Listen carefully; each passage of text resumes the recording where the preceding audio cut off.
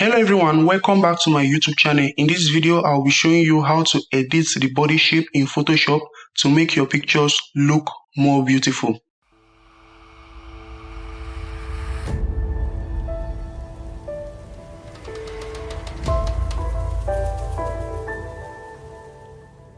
This video tutorial is brought to you by Dirty Studio. Now, to edit the body shape in Photoshop, the first thing you have to do is to create a new layer, or you have to duplicate the layer that is below or your background layer. To do this, you have to just press Ctrl J on your keyboard. You have to click on the background layer and press Ctrl J, or once you right click, you select duplicate layer. And once you have selected that duplicate layer, you will see a new section of duplicate layer. You will see duplicate background and the rest. Now we are going to change this name, or you can leave it. But as for me, I'm just going to leave it to background copy.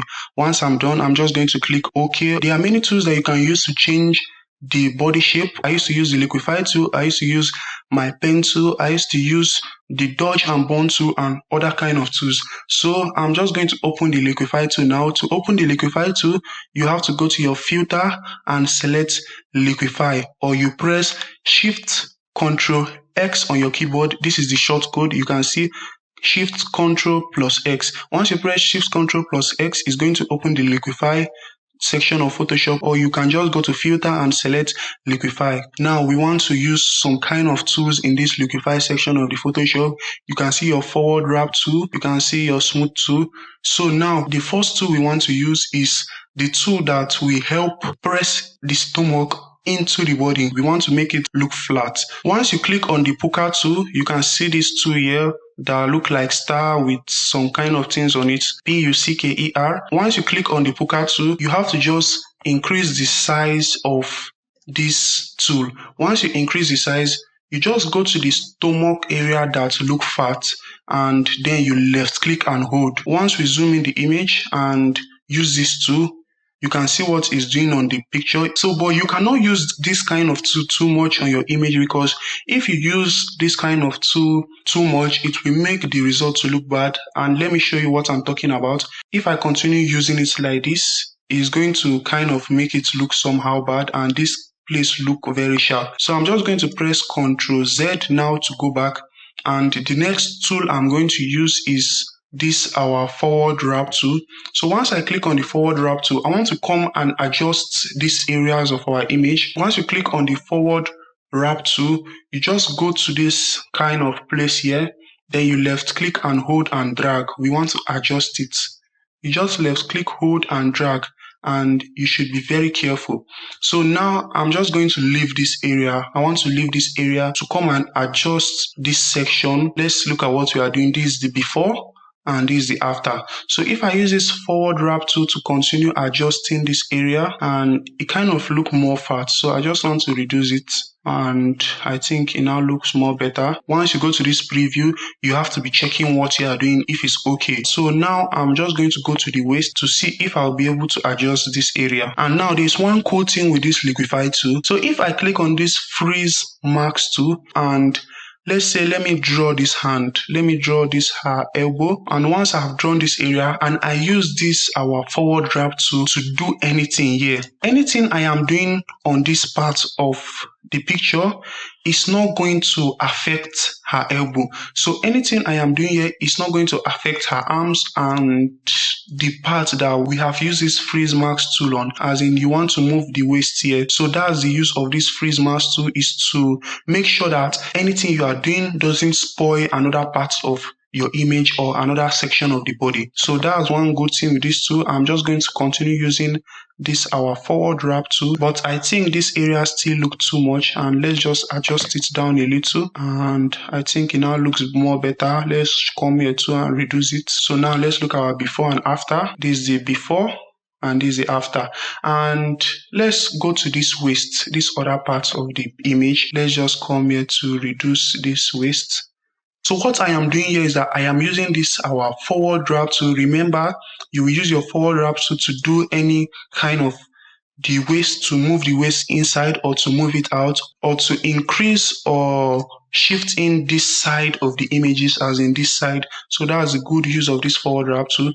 Let's adjust this place. You can also come here to drag here up Or another good use of this forward wrap tool is that if you are editing this kind of skirt, you can come here to drag this thing up and it will show the skin as if you are moving the skirt up. That's one good use of this forward wrap tool. Or you can bring it down too, as if you are kind of moving the cloth down to cover the skin. You can also use this your bloat tool, B-L-O-A-T tool, and once you click on this bloat tool and increase the size, watch what it's going to do on our image. Let's zoom in this place, and on her chest, let's left click. Once you left click, it's going to make this area to look more fatter. It's going to make it to look more bigger. It's funny, but it look more nice. So if we continue doing it, it's just going to be getting more bigger and more bigger and more bigger. You see, let's look at the before and after. This is the before and this is the after. You can reduce the stomach using your dodge and burn. Let's cycle this place now.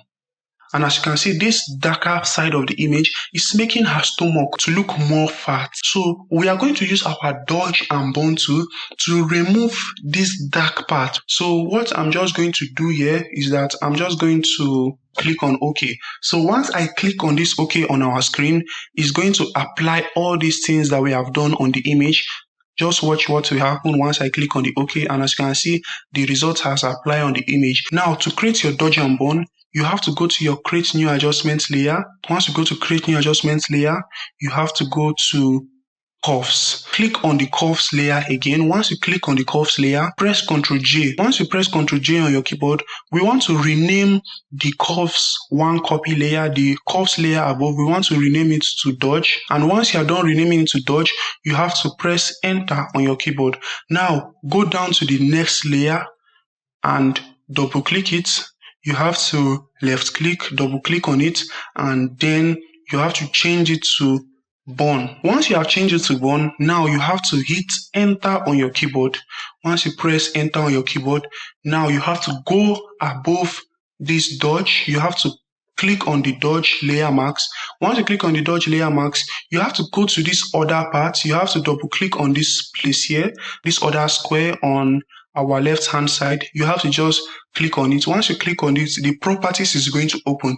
And once the properties open, for the dodge, you have to increase the brightness. Let's increase the brightness. You have to increase the brightness for the dodge. And once you are done, you go to this dodge layer marks. You click on the layer marks and press Ctrl I on your keyboard, Ctrl or Command I. Once you press Ctrl I on your keyboard, it's going to remove those effects from our image and it's going to create a new black layer mask. And once you are done, we want to go to the burn. You have to click on the burn, and once you click on it, you have to reduce the brightness. Now, once you have reduced the brightness, we want to go to our burn layer mask. Click on the burn layer mask, press Ctrl I on your keyboard, and it's going to remove the dark effect from our image. Now we are done with creating this dodge and burn layer, the curves layer. The next thing we want to do now is to group this layer. You have to just click on the burn layer first, hold Ctrl plus Shift on your keyboard and click on the burn layer to highlight these two layers together. Once you highlight it together, you have to press Ctrl G on your keyboard, Ctrl or Command G. Once you press Ctrl or Command G, it's going to group these two layers, or you can right click on it and select group from layers. And once you select group from layers, you have to just click OK, and you have grouped those two layers together. Now you have to open the layer. The next thing you have to do is to select your brush. Click on this dodge layer because we want to use the dodge first before the burn. Once you have increased the brush size, you just continue to left click. Once you left click on the darker areas of the picture. You just have to left click.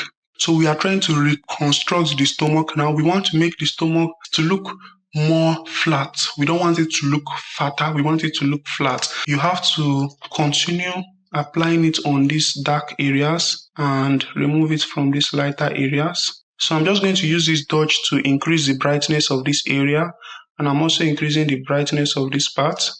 So I'm just going to come here to reduce the opacity to around 65.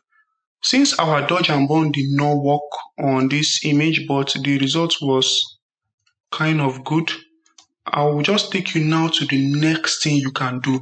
The next thing you can do to make her stomach to look more flat, or to make your image stomach to look more flat. So I'm just going to come to this group 1 layers to merge it with this our background copy layer. And now I want to do another process, which is to use our patch tool. We want to use the patch tool to kind of remove this darker part of the image. So you just go to your tools here, select your patch tool. Once you select your patch tool, you come to this kind of place and you cycle it. Once you cycle it, you drag it down. Let's come here again to select our patch tool, to drag it down. Let's also come to this area, select the patch tool. Let's just select this area, select the patch tool.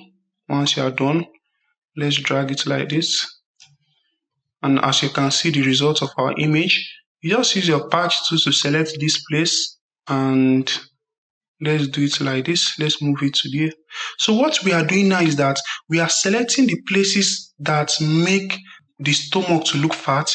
Then we will then move it to the places that is more flatter. And now the result of that flatter place is going to make the place that look fat to be flat too. So we are kind of making the stomach, all the parts of the image, to look flat instead of more fatter. So I'm just going to come here now to use this patch tool to adjust it. And let's look at the before and the after. This is the before and this is the after. You can see the stomach now look flat. So we are not done yet. We want to make it to look more clean. We want to make our work to look more clean. So I'll just come here too to adjust it and remove these areas. And I'll come here too to also adjust it and also remove it. I think I'm almost done. And now I'm through using this patch tool, but we are not still done. We want to make it to look more perfect. We want to make our work to look more clean.